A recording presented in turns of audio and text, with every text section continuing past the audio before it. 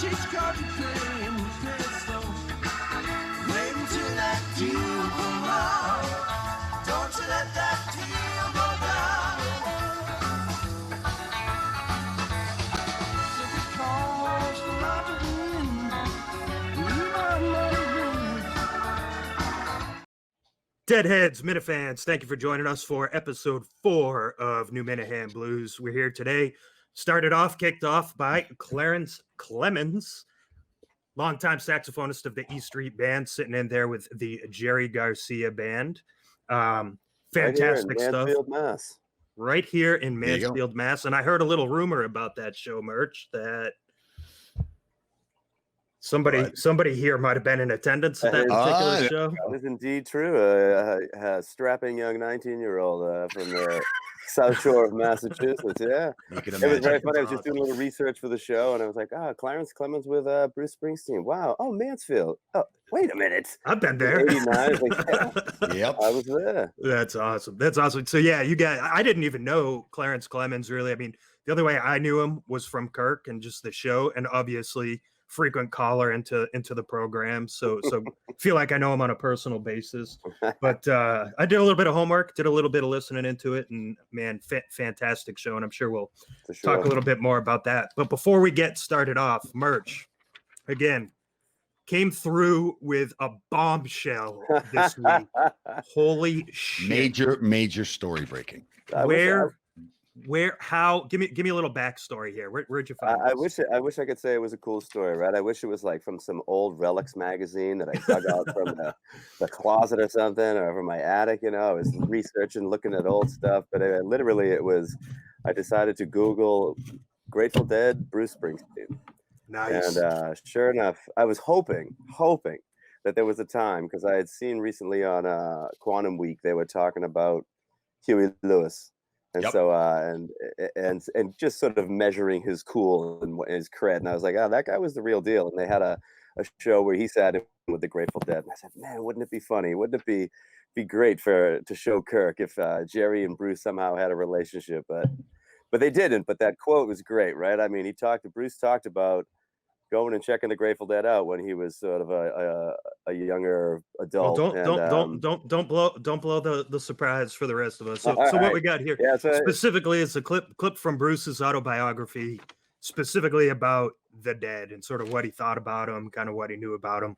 So in classic Bruce Springsteen style, I mean, I know Kirk, you don't love poetry. Kirk does not love poetry. No, he does not. No. But this here is some poetry. I mean, this is some poetry. So let's take a look into the mind of Bruce Springsteen as it pertains to the Grateful Dead. In the 1970s, I went to a Grateful Dead show at a community college. I watched the crowd swaying and doing its trance dance thing, and I stood very outside it. To me, sober, non-mystical, only half, if that, hippie, they sounded like a not very talented bar band. I went home greatly mystified. I don't know if they were great, but I know they did something great. Years later, when I came to appreciate their subtle musicality, Jerry Garcia's beautifully lyrical guitar playing, and the folk purity of their voices, I understood that I missed it. Don't do it. Don't miss it. They had a unique ability to build community, and sometimes it ain't what you're doing, but what happens while you're doing it that counts. I mean, holy fucking shit. Is he talking about the Dead, or is he talking about Kirk and KMS? The unique ability, right? To build that community. This whole show is based around linking together the two worlds, and that when you found that Merch and General Sherman brought it to all of our attention, that was like, holy shit, this is perfect. So we're dedicating a whole show to it. That's right. It's the mashup show of mashup shows. We got Clarence Clemens leading us in. We got Kirk. We got Bruce. We got a little bit of it all. So. Oh, you can see that it's true.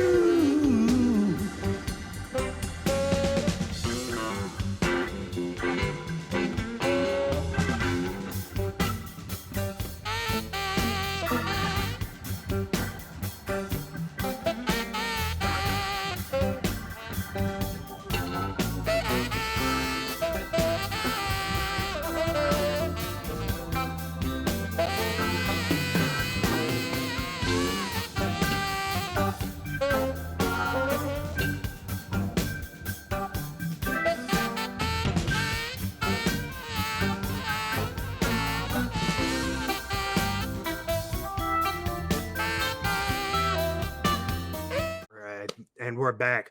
All right. So what we're going to do here today is really go through that quote. It's a deep quote. There's a lot to unpack there.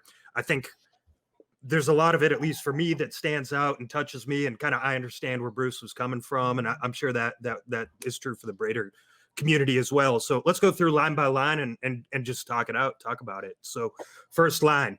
In the 1970s, I went to a Grateful Dead show at a community college. I watched the crowd swaying and doing its trance dance thing, and I stood very outside it. Merch, why don't you give me a story first? How does I'll that tell hit you. you?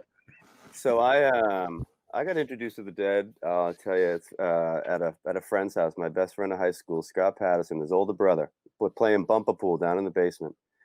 And it was a Cincinnati show, 1985. It was 1984 show. This was 1985. We were doing it, and I couldn't believe it. It was Ico, and I was just like, "What is this?" And this older brother was like, "Ooh, okay, here we go, another one." We got one. We got a fish on the line, kids. I went home that day with a box of 10 tapes to make copies of. Brought them back the next day. Got 10 more.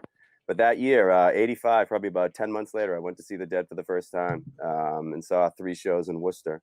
And I did not stay off to the outside. I got in there and I was just like, this is amazing. So and do you remember like that first, like, so we talked about it in a couple of episodes back, where it's like that first sort of, like, there's a little bit, maybe for me anyways, there was like a little bit of skepticism. Like I didn't know how to jump in. For you, is it just like dive in? 100% into it. Yeah. I slept on the pavement at the Hanover Mall outside Sears to get my tickets.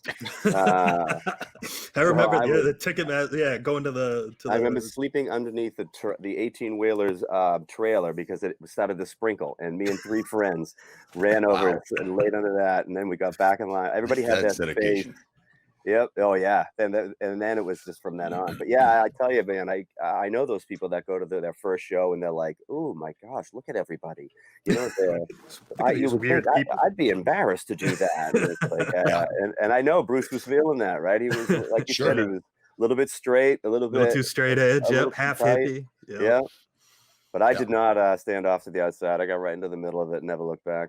That's awesome. That's awesome. How about you, Ned? What was your first sort of general vibe, whether it's show or just first reaction? Aside from hearing them, on the radio, and had a brief.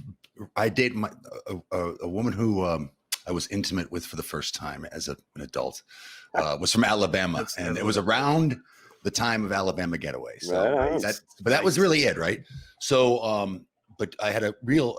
That's why this is perfect. I had a real Bruce Dead mashup. My first Dead show was at the Hollywood Sportatorium, November 26th, 1980. I was home from college for Thanksgiving, which was the next day. I checked the calendar and all worked out. I came down with 4 guys on the football team that I played football my freshman year in college. My mother invited them down to spend Thanksgiving because they had nowhere to go. They're from New Jersey. We get in the car from leaving a Catholic school in North Central Florida, a 6-hour drive. And these guys, I'm like, and I was actually like, "Hey, what are we going to listen to on the way down?" And they all like kind of looked at me. There were 4 of them, 5 of us in this big sedan. They all like looked at me and said, "Springsteen, of course."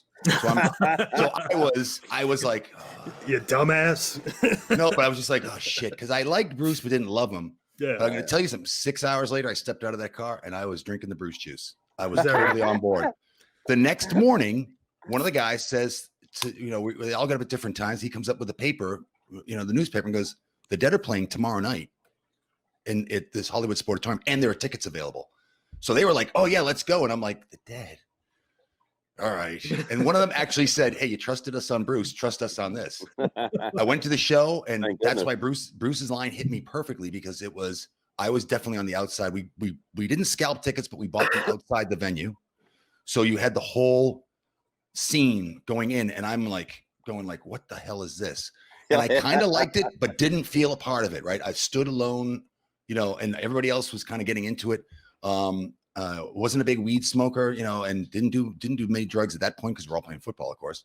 But I was like, okay, this is kind of interesting. Went down, general admission seats. My first show, had a great time. Had a fantastic time. Didn't recognize any songs except they closed with Satisfaction. They did a cover of Satisfaction by the Stones.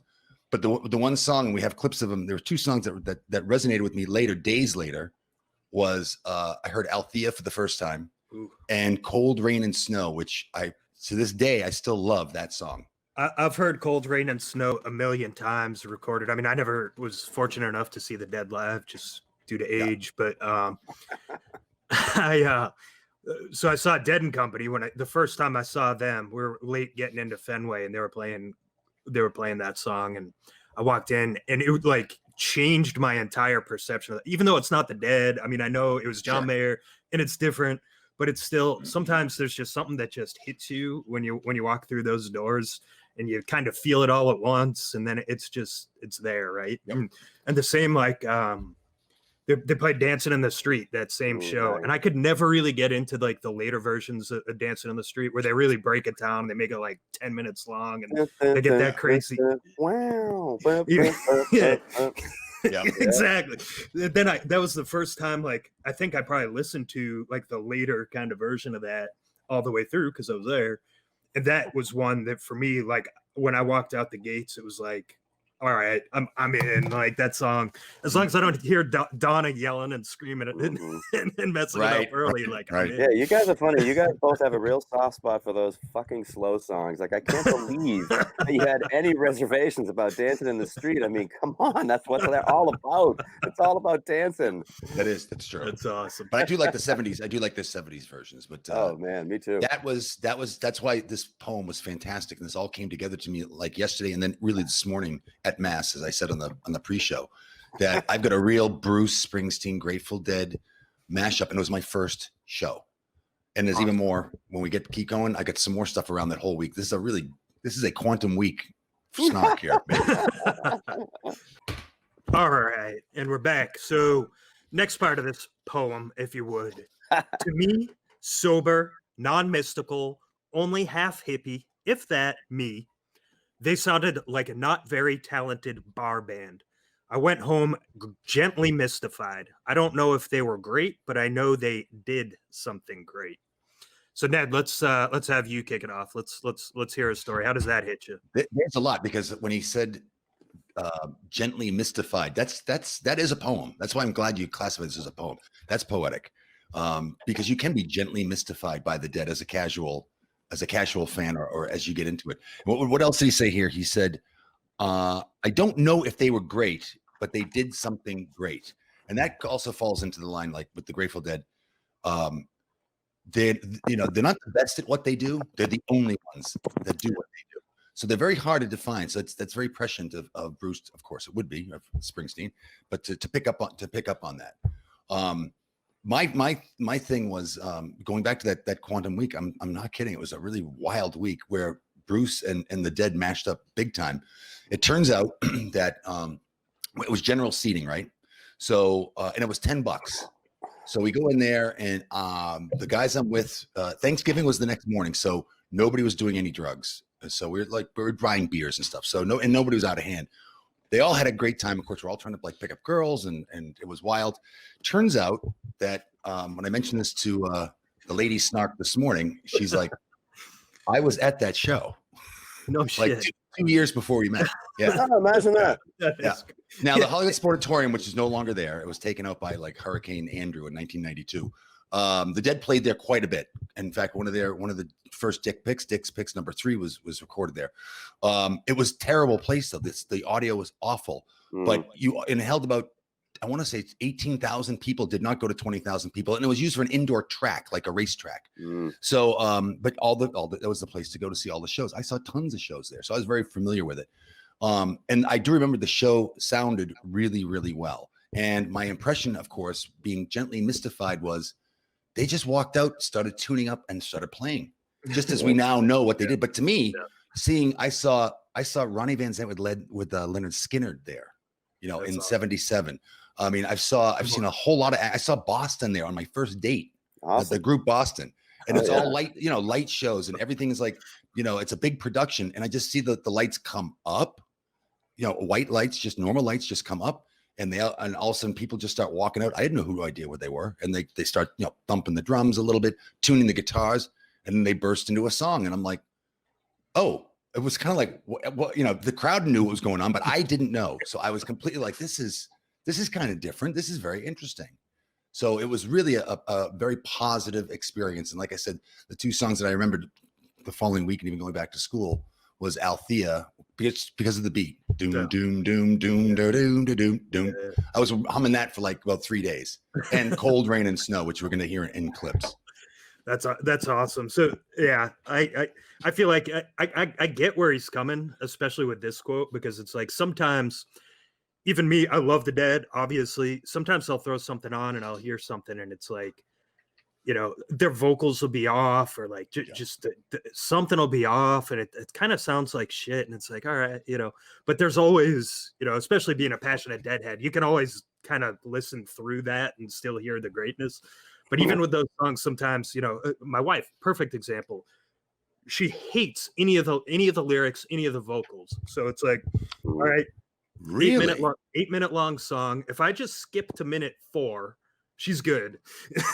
You know, so she just all she wants to hear is the instrumentals and the guitars. So Wow.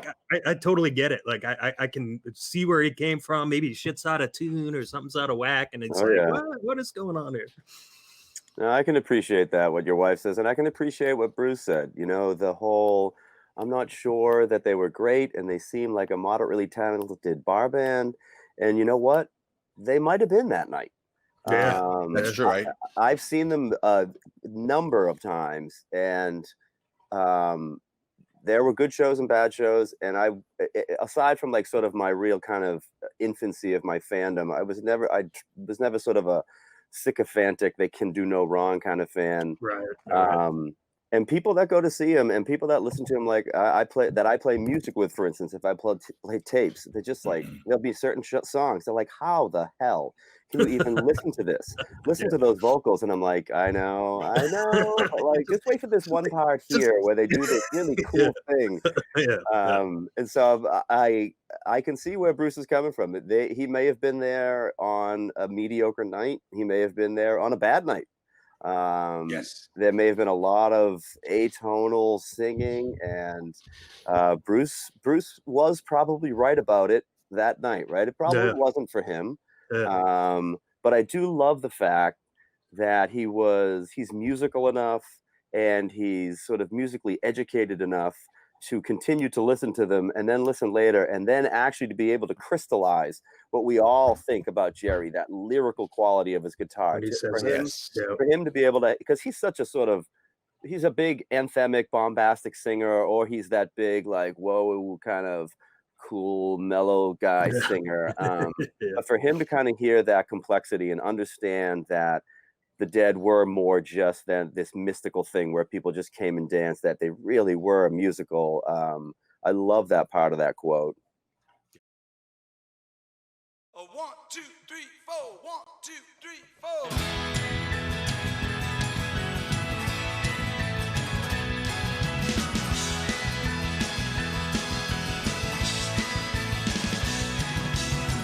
Hey girl, I'm calling all stations, blowing down the wire tonight. I'm singing through these power lines and I'm running on time and feeling alright. Skipping over the currents in the air, reaching to see if you're out there. Next line. Years later, when I came to appreciate their subtle musicality, I love Jerry that. I love that. Beautifully lyrical guitar playing and the folk purity of their voices, I understood that I missed it. That's powerful. That is powerful. That's a really good way to put it.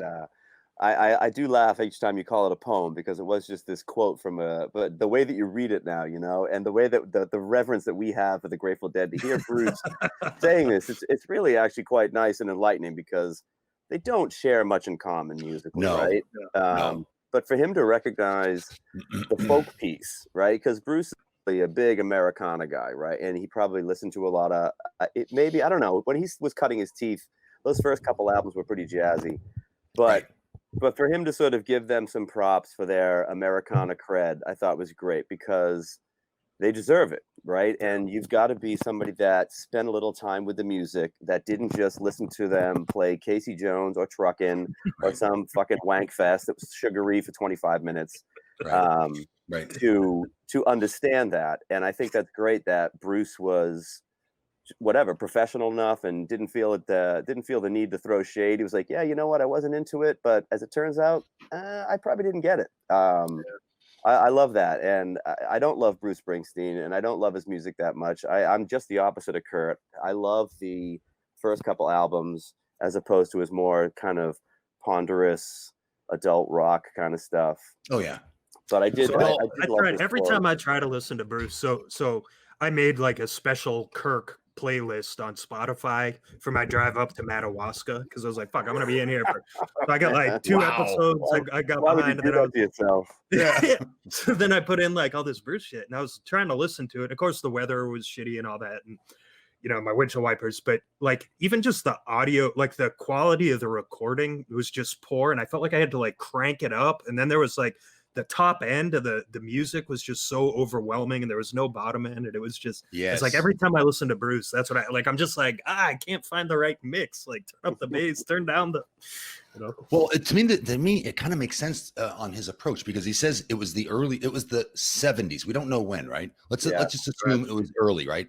So he didn't have the E Street Band form, but he had some band form where he was playing down in Asbury Park and down on the Jersey Shore on weekends, and he was honing his sound.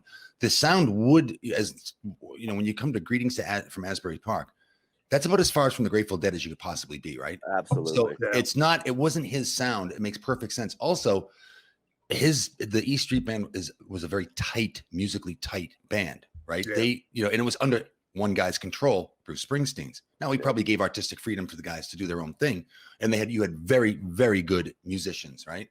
So I can understand why the Dead didn't resonate with him at the time. What is awesome is, first of all, he does write very well. Springsteen's a great songwriter, and you can see, the way he chose his words in this interview. Very carefully, very descriptive. Paints a perfect picture. But it also says something to the man that later on, obviously this was later, he put this later, that he came to appreciate it later, and he realized there was something that he did miss when he listened back on it. That takes a lot. That's I know, it's great. And even just the line, Jerry Garcia's beautifully lyrical guitar playing, like to me, and even going back to that story with my wife, like the songs don't even necessarily need vocals. They don't really need lyrics because Jerry had such a way to put like his soul into that guitar, and you could like it's so emotional, and it's just so beautiful. I mean, and Bruce says it perfectly. It's beautifully lyrical guitar playing, and then the folk purity of their voices. I mean, it was great because he clearly spent some time with the music. He probably didn't go back and see them again, but he spent some time with headphones, or he spent some time on a drive. If he worked on it, it's like they've got a thing. What is it? I'm missing something. Right. There's something there.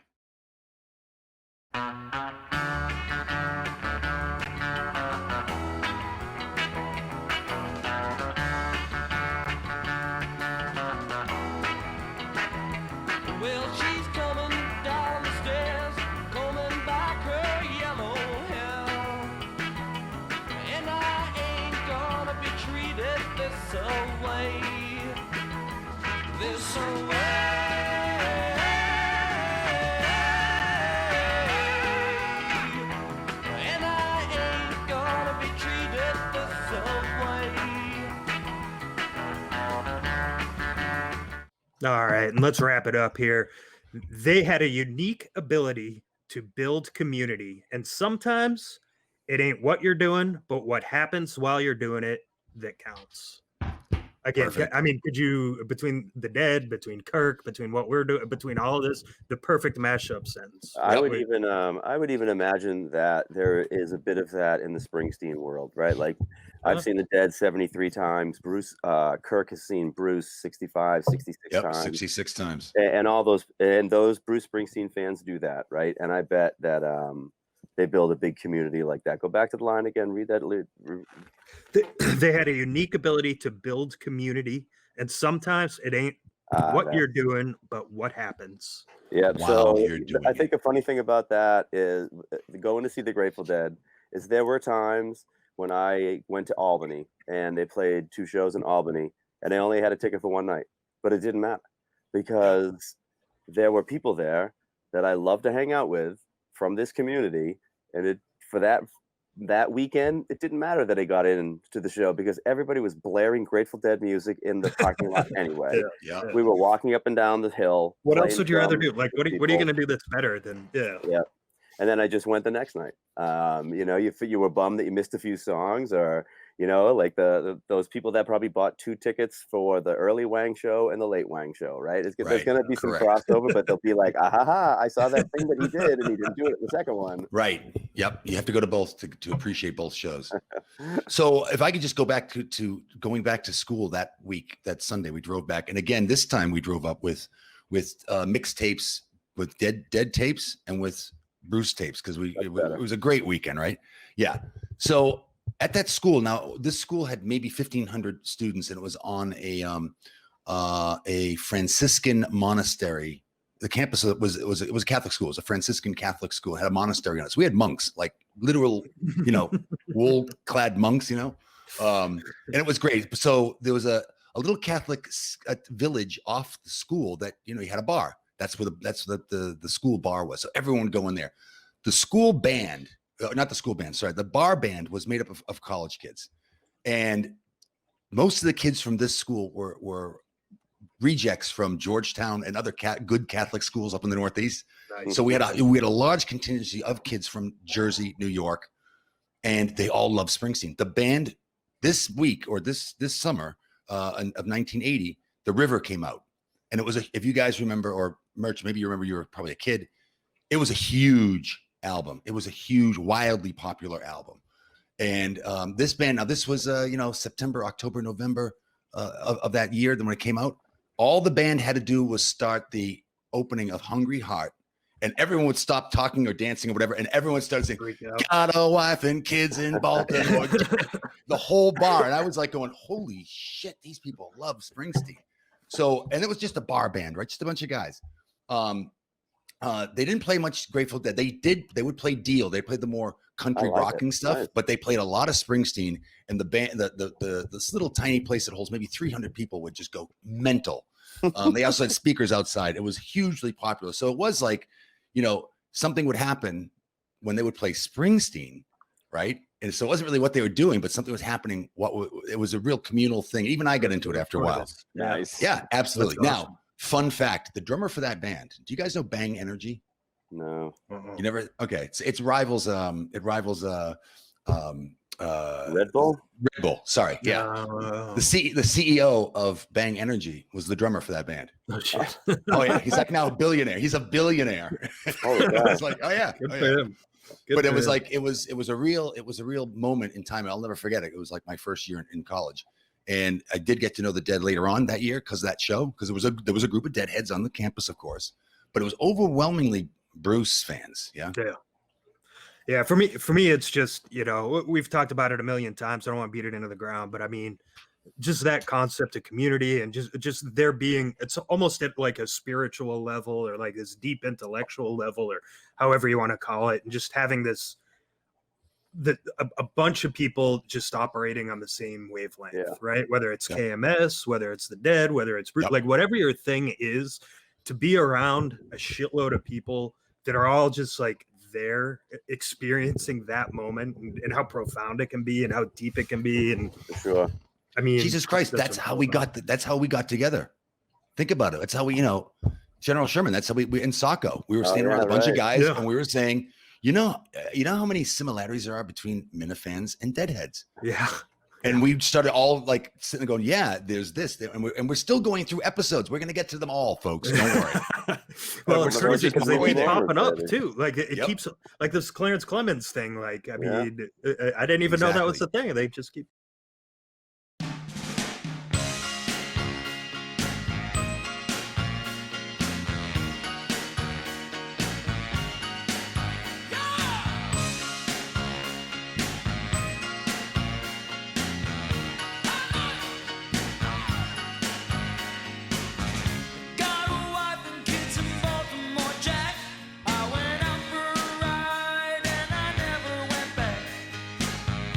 Time to wrap it up, guys.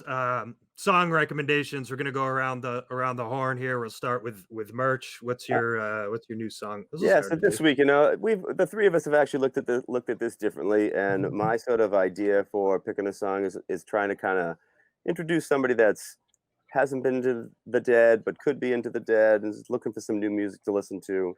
And I'm thinking those guys that are into sort of, straight up rock and roll stuff. They're into Lynyrd Skynyrd, Steve, right? What is another sort of just rock and roll band? Even something like Aerosmith, Van Halen, stuff like that, where it's pretty heavy, pretty quick. I want you to listen to a song called "Beat It On Down the Line." It's There like you go. 2 minutes and 40 seconds of just blistering Grateful Dead beauty. Fantastic recommendation. So I'll go next.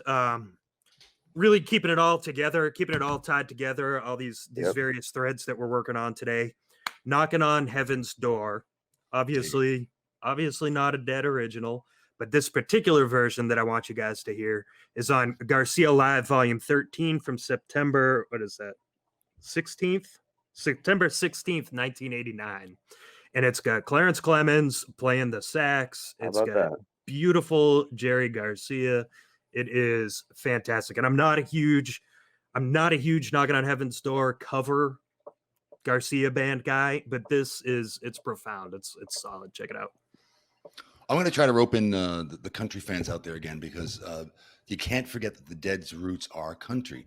Sure. And we haven't touched on this song. It's one of my favorites. You can pick any version that you want, but Tennessee Jed is a great version of a song. It was one of my first songs. And it brings a smile to your face because the lyrics are very clever. It's a story about a guy, a dog is talking to his master, like, let's get back to Tennessee Jed, because they're just having a rough time in the big city. So I suggest Tennessee Jed. I had some, we'll call them minor mishaps one time in Tennessee, and then a second time in Tennessee. So now I have a slightly different twist on that song, personally. But we can talk about that another time.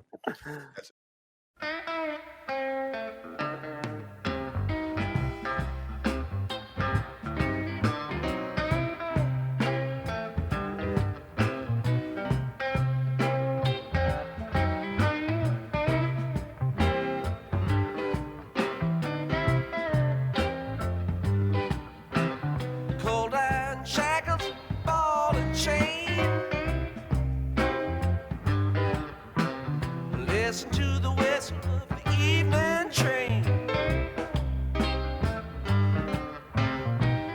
You know you bound to wind up dead. You don't head back to Tennessee, Jed. That's it. We're finishing it up. Appreciate it. Make sure subscribe. Really appreciate you. Comment. Feedback is welcome. Yeah. Stay tuned. Got some good shows coming up. Stay tuned. Listen to the Stay tuned. We may have some good announcements here coming up. Yes. Goodbye, boys and girls. Thanks, everyone. Little Easter egg at the end. See ya. Yeah.